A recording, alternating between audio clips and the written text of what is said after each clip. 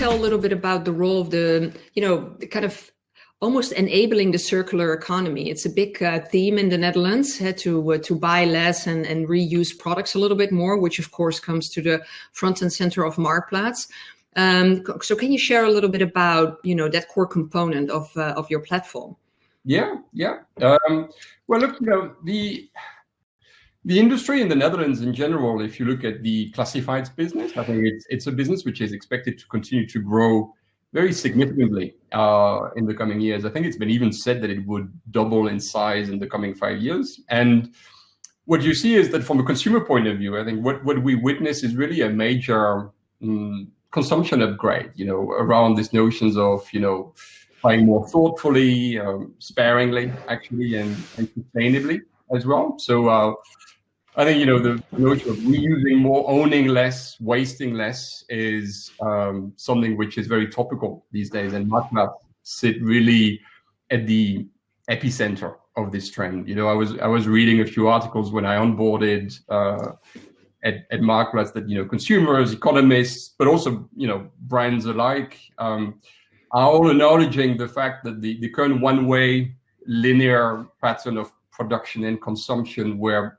products are made, consumed, is simply unsustainable. So for us, it's really a huge opportunity to be in this business. The second-hand trading at Marktplaats that facilitates, reduces the amount of product that end up in incinerators normally and reduces the demand for new products, resulting in lower costs for consumers, but also lower demand for resources and CO2 emissions. So as a marketeer, it's great to work in a business that is really doing good for, to people, but also to society. Yeah, that's fantastic.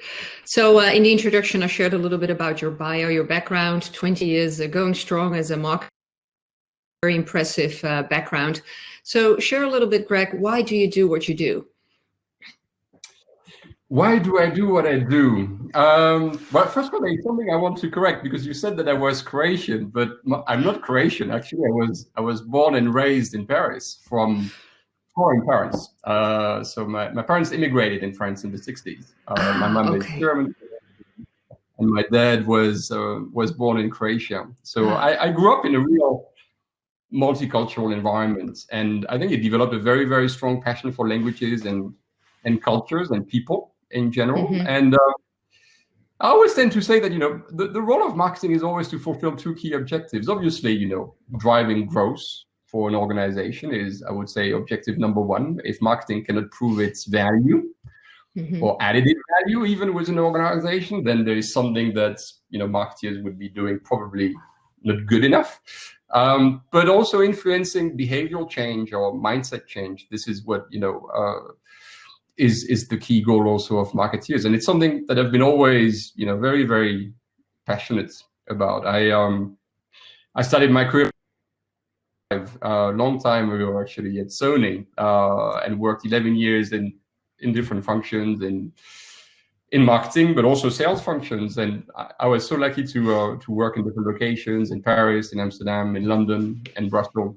And have been always very, very fascinated about the impact that marketeers can do on people's lives in general, and how we can influence potentially and get the dividends of these change that we can influence. That's something I'm quite passionate about.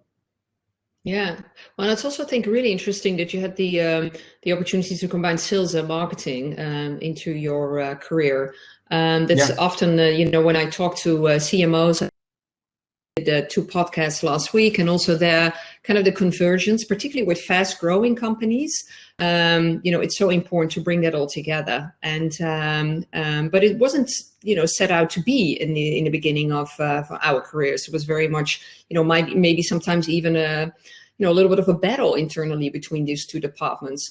So what is kind of your key learning about having the exposure to both sales and marketing, and how does it come to fruition in your role today by combining these 2 elements into your role?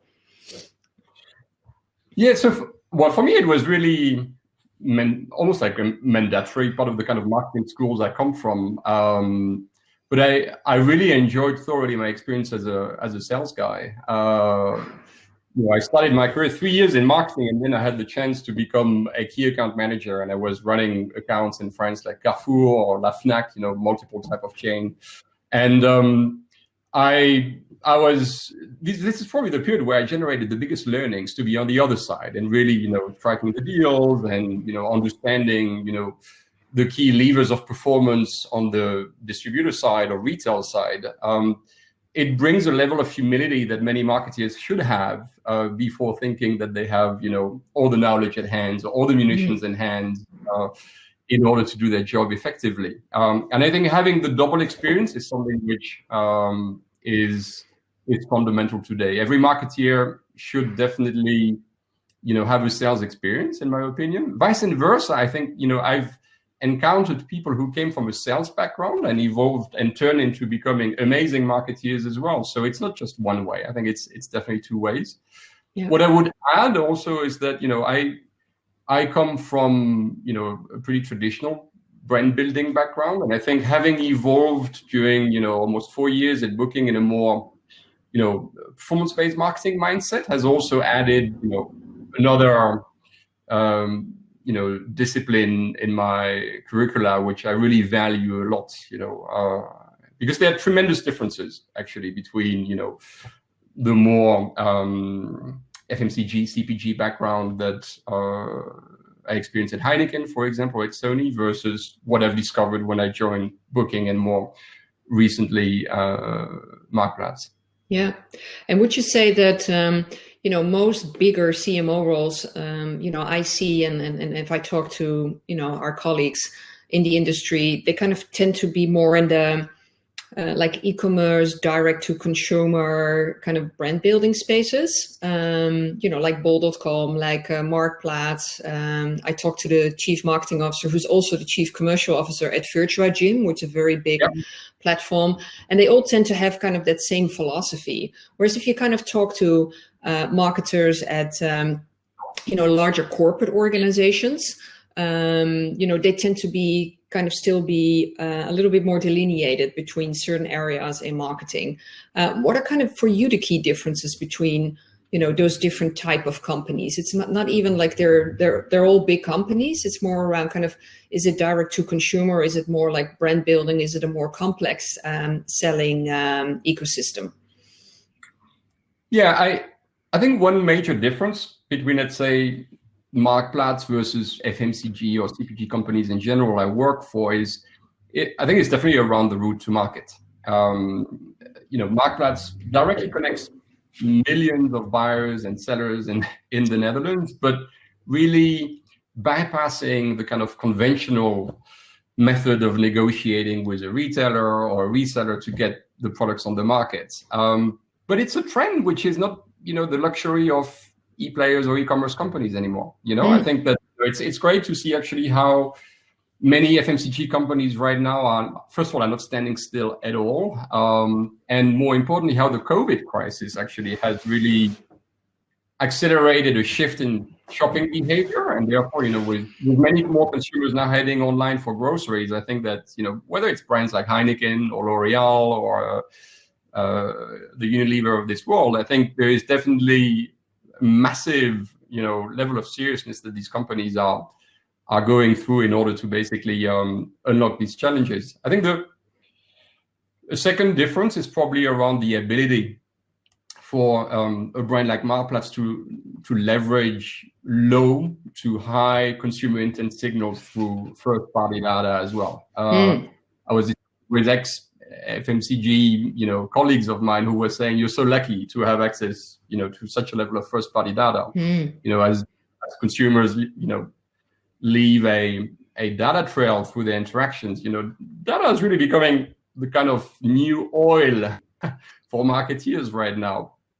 Unfortunately, in its raw form, data is really useless in reality, and it must be refined. So what you do with it, and more importantly, so what operating model that makes the difference. And to that extent, I think companies like Booking, Marktplaats, but also others like Netflix, Uber, etc.